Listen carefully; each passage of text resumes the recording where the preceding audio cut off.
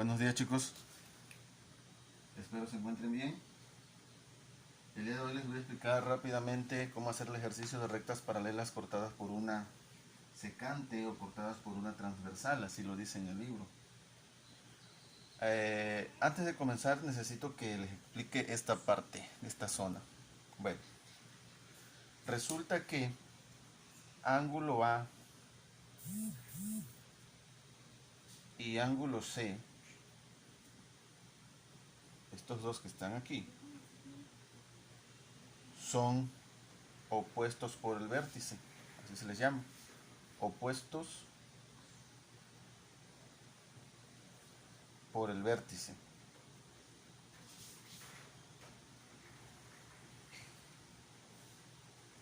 Pero además tienen otra característica, que miden lo mismo.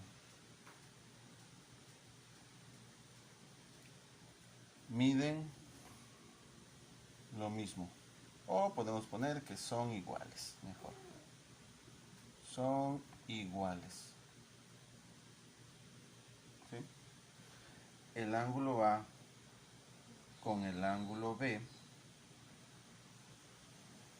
a eso se les puede llamar que son ángulos suplementarios, como está en el tema de la página anterior. Los ángulos suplementarios, estos son suplementarios. Suplementarios. Y siempre deben sumar 180 grados. Siempre. A y B siempre deben sumar 180 grados. ¿Sí? Ahora, si nosotros analizamos los demás ángulos, vamos a encontrar también igual cierta similitud. Por ejemplo, si ya sé que estos dos suman 180 y ya conozco B, en automático voy a saber cuánto vale D, porque es opuesto por el vértice. B con D son opuestos por el vértice. A con C son opuestos por el vértice. A con B suman 180 grados. Pero también B con C también son 180 grados. D con C 180 grados. Es decir, cada dos ángulos juntos, cada dos ángulos consecutivos son 180. De tal manera que los cuatro ángulos en este vértice son 360 grados. Ahora, una consideración más. El ángulo A con el ángulo E, a eso se les llama ángulos correspondientes. Ángulo A con ángulo E son correspondientes porque están en la misma posición del vértice.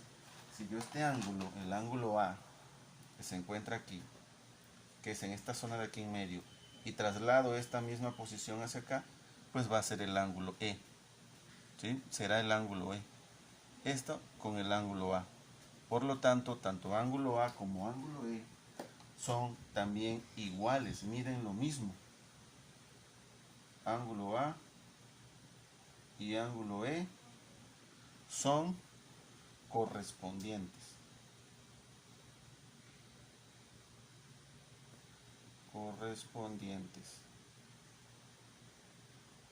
Y son iguales. Es decir, miden lo mismo. Y ya una vez que ya les expliqué esta parte, entonces ya podemos poner los valores de todos los demás ángulos. ¿Cuánto valdría B? Pues si A y B deben sumar 180 grados, entonces B vale lo suficiente para sumar 180 grados con 35. Es decir, tendría que hacer una resta 180 grados, 180.0 menos 35.4. Y con esto voy a obtener 144.6 grados, es decir, 4 para 10. Llevaríamos una, este sería 6 para 10. Llevaremos una, 4 para 4, 4 para 8, perdón, 4. Y aquí el 1. ¿Sí? Ángulo A con ángulo B, ahí tenemos los valores. Pero si dijimos que el ángulo C es opuesto por el vértice y vale lo mismo que A, son iguales, pues entonces el ángulo C vale 35.4 grados. El ángulo D también es opuesto por el vértice, por este punto de aquí, es opuesto con el B. Ya dijimos que los opuestos con el vértice miden lo mismo. Entonces este mide 144.6 grados. ¿Cuánto vale el ángulo E? El ángulo E vale lo mismo que el ángulo A. Ángulo A, ángulo E son correspondientes y son iguales. Entonces el ángulo E también son 35.4 grados. Ángulo E, ángulo F es correspondiente con el B, entonces son 144.6. El ángulo G será de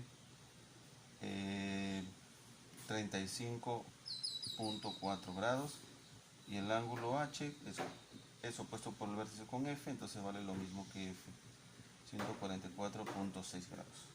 Y bueno, esta es la manera en la que contestamos, o es la manera en la que sabemos cuánto valen los ángulos de dos rectas paralelas, que serían estas dos líneas cortadas por una línea transversal secante. Que tengan buen día.